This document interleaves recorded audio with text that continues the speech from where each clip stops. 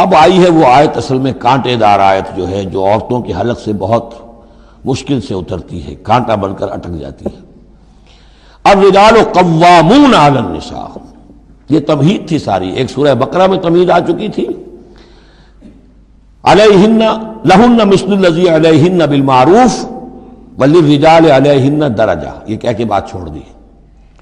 آگے آئے لا تتمنوا ما فضل اللہ بعضهم علی بعض، اور مزید اس کے لیے ذہنی جو ہے تیاری کر دی۔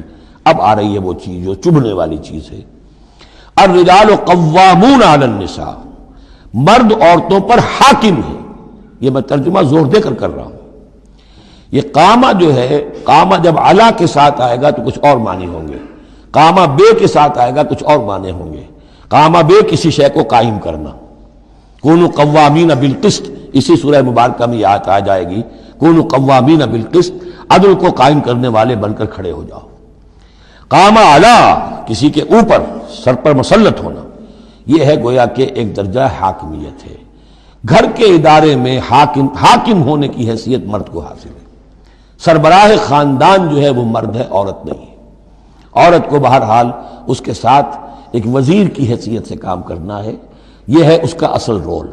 اسی لیے میں بیان کر چکا ہوں کہ وہ جو نسیان کا معاملہ تھا، اللہ تعالیٰ نے اس کے اندر، چونکہ یہ سیکنڈ رول پلے کرنا ہے اسے یقیناً اس کے جذبات کو تو زیادہ ٹھیس پہنچنے کا امکان رہے گا۔ آدمی کو، ہر انسان، مرد بھی چاہتا ہے میری بات چلے، عورت چاہتی ہے میری بات چلے۔ اب آخر کار کس کی بات چلے گی؟ یا تو دونوں کسی طریقے سے کسی مسئلے میں متفق ہو جائیں، اور عورت جو ہے بیوی اپنے شوہر کو دلیل سے، اپیل سے جس طرح قائل کر لے تو معاملہ ٹھیک ہو گیا۔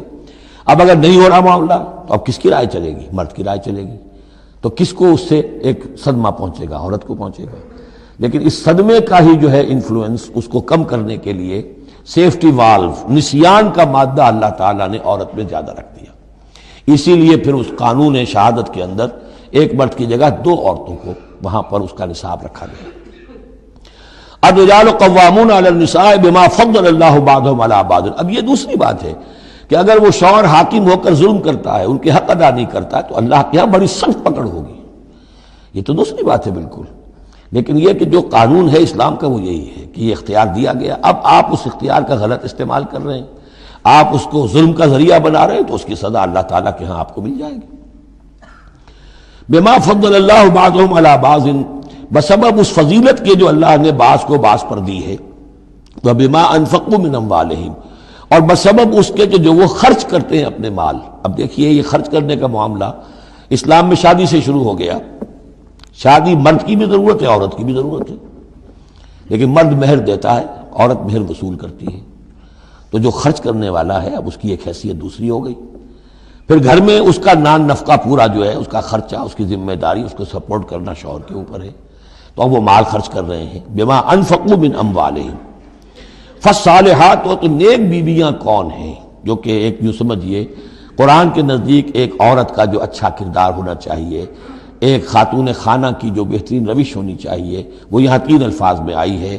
فالصالحات، نیک بیویاں قانتات، ایک تو فرما بردار ہوتی ہیں، شوہروں کی فرما بردار۔ حافظات للغیب، غیب میں حفاظت کرنے والیاں، یعنی ظاہر بات ہے کہ مال ہے کسی کا تو گھر میں ہے، وہ تو کام پہ چلا گیا ہے، اب وہ کس کی حفاظت میں ہے؟ بیوی کی حفاظت میں ہے۔